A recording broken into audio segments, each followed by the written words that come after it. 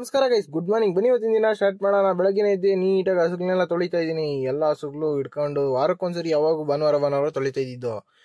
ಈ ನಡುವೆ ಒಂದು ತಿಂಗಳಾಗಿತ್ತಲ್ಲ, ಅದಕ್ಕೆ ಸ್ವಲ್ಪ ಗಲೀಜು ಕಡಿಮೆ ಮಾಡ್ಕೊಂಡಿತ್ತು. ದಿನಾಗ್ಲೂ ನೀರು ಹಿಡಿತಾ ಇದ್ರು ನಮ್ಮ ಮನೆಯಲ್ಲೇ. ಅದಕ್ಕೆ ಇವತ್ತು ನೀಟಾಗಿ ತೊಳೆದಾಕ್ತಾ ಇದ್ದೀನಿ ಎಲ್ಲ ಹಸುಗಳೆಲ್ಲ ತೊಳೆದಿದ್ದಾದ್ಮೇಲೆ ಸ್ವಲ್ಪ ಟಿಫನ್ ತಿನ್ ಮಾಡಕ್ ಹೋದ್ನಿ. ಏನಪ್ಪಾ ಅಂದ್ರೆ ಗಟ್ಟಿ ಮೊಸರು, ಎಮ್ಮೆ ಮೊಸರು ತಿಂದ್ರೇನೆ ಫುಲ್ಲು ಶಕ್ತಿ ಇರ್ತೈತೆ. ಯಾವಾಗನ ಎಮ್ಮೆ ಮೊಸರು, ಗಟ್ಟಿ ಮೊಸರು ಹಿಂಗೆ ತಿಂದಿದ್ರೆ ನಾವು ಕಮೆಂಟ್ ಹಾಕ್ರಿ. ಅದ್ರ ಜೊತೆಗೆ ನಾವು ರಸನ ಮಾಡಿಲ್ಲ, ನಂಗೆ ರಸ ಇಷ್ಟ ಆಗಿಲ್ಲ ಅಂದ್ಬಿಟ್ಟು ಗಟ್ಟಿ ಮೊಸರಾಗಿ ತಿಂತಾ ಇದ್ದೀನಿ. ಟಿಫನ್ ಎಲ್ಲ ತಿನ್ಬಿಟ್ಟು ಈಚೆಗೆ ಬಂದ್ರೆ ಬೆಳಗ್ಗೆನೆ ಎದ್ದ ತಕ್ಷಣ ಕುರಿ ಮರಿ ಹಾಕಿತ್ತು ಅಂತ ಗೊತ್ತಾಯ್ತು. ಏನ್ ಮರಿ ಅಂದ್ರೆ ಗಂಡು ಮರಿ ಹಾಕೈತೆ. ಪರವಾಗಿಲ್ಲ, ಚೆನ್ನಾಗಿ ಓಡಾಡ್ತೈತೆ. ಗಂಡು ಮರಿ ಫುಲ್ ಸ್ಟ್ರಾಂಗ್ ಆಗಿ ಇರ್ತೈತೆ. ಹಂಗೆ ನಾನು ತೋಟದ್ರಕ್ಕೆ ಹೋದೀನಿ. ತೋಟದ್ರ ಏನ್ ಕೆಲ್ಸಪ್ಪ ಅಂದ್ರೆ ನಾಟ್ರಲ್ಲಿ ಎಳಿಬೇಕಾಯ್ತು. ಎಲ್ಲ ಉತ್ತಿದ್ದು ಗೊಬ್ಬರ ಹಾಕಿದ್ದೆಲ್ಲ ಮುಗ್ದಿತ್ತು, ಅದಕ್ಕೆ ನೀರು ಬಿಡ್ಬೇಕಾಯ್ತು. ಅದನ್ನೇ ನಾಟ್ರಲ್ನೆಲ್ಲ ನೀಟಾಗಿ ಎಳಿತಾ ಇದ್ದೀನಿ.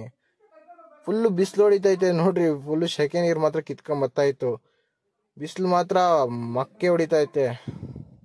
ನಾಟ್ರಲ್ಲೇ ಎಳ್ದಿದ್ಮೇಲೆ ಮೇಯ್ಕೊಯ್ಬೇಕಾಯ್ತು. ನಾನು ನಮ್ಮ ತಾತನು ಮೇಯ್ಕೊಯ್ಯಕ್ ಬಂದ್ರೆ ಈ ಕಡೆ ನಾವು ಮೇಯ್ಕೊಯ್ತಾ ಇದ್ರೆ ಮೇಲಿಂದ ಸೂರ್ಯ ನಾವು ಮಾತಾಡಿಸ್ತಾವನೆ. ಏನಂತಂದ್ರೆ ಫುಲ್ ಬಿಸಿಲು ಹೊಡಿತೈತೆ. ನನ್ನ ರಿಯಾಕ್ಷನ್ ಹಿಂಗಿತ್ತು. ಮಾತಾಡಿದ್ದಾರೆ. ಸೂರ್ಯ ಅವರೇ, ಇದಕ್ಕೆ ಏನು ಉತ್ತರ ಕೊಡ್ತೀಯಪ್ಪ? ಮಿಸ್ಟರ್ ಸೂರ್ಯ, ಏನು ಉತ್ತರ ಕೊಡ್ತೀಯ ಇದಕ್ಕೆ? ಹೇಳು ಒಂಚೂರು. ಬಿಸಿಲು ಹೊಡಿತಾ ಇದ್ರು ನಾನಂತೂ ಮೇವು ಕೊಯ್ಕೊಂಡು ಶಿಸ್ತಾಗಿ ಮನೆ ಕಡೆ ಬಂದಾಕಿದ್ನಿ. ಎತ್ಕೊಂಡು ಮೇವ್ರೆ ಒಂದೇ ಹೊರೆ ಕೊಯ್ದಿದ್ದು ಚಿಕ್ಕದಾಗ ಕೊಯ್ಕೊಂಡು ಶಿಸ್ತಾಗ ಮನೆ ಕಡೆ ಬಂದೆ. ಇನ್ನೊಂದು ತೋಟ ಹತ್ರ ಸ್ವಲ್ಪ ಕಾಂಗ್ರೆಸ್ ಗಿಡಲ್ ಕಿತ್ತಿ ಬೆಂಕಿಗೆ ಬೇಕಾಯ್ತು ಅಂದ್ಬಿಟ್ಟು ಕಾಂಗ್ರೆಸ್ ಗಿಡಲ್ ಕೀಳಕ್ಕ ಅಂತ ಬಂದಿದ್ನಿ. ಇಲ್ಲೆಲ್ಲ ನೀಟಾಗಿ ಶೆಕೆ ಹಾಕಿ ಫುಲ್ ಕಾಂಗ್ರೆಸ್ ಗಿಡಲ್ ಎಷ್ಟು ಕಿತ್ರು ಬತ್ತನೇ ಇರ್ತಾವ, ಬೀಜ ಉದ್ರಿ. ಅದಕ್ಕೆ ಈ ಸರಿ ಬೆಂಕಿಗೆ ಬಿಡೋಣ ಅಂತ ಬೆಂಕಿ ಬಟ್ಟನ ಎತ್ಕೊಂಡು ಶಿಸ್ತಾಗಿ ಬೆಂಕಿಗೆ ಬಿಟ್ನಿ. ತೋಟ ಸುತ್ತೂರು ನೀಟಾಗಿ ಆಗೋಯ್ತು.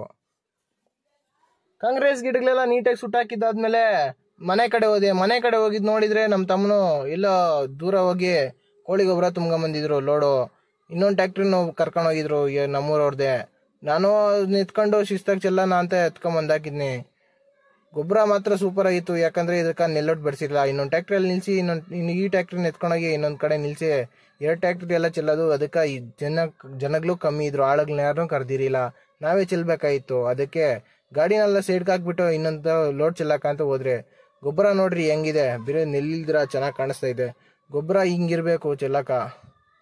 ಚೆನ್ನಾಗಿ ಚೆಲ್ತಾ ಇದೀರಿ ನೋಡ್ರಿ. ಗೊಬ್ಬರ ಚೆಲ್ಲಿದ್ದು ಮುಗೀತು ನೋಡಿ. ಚೆಲ್ಲಿದ ತೋಟ ಈಗಿತ್ತು.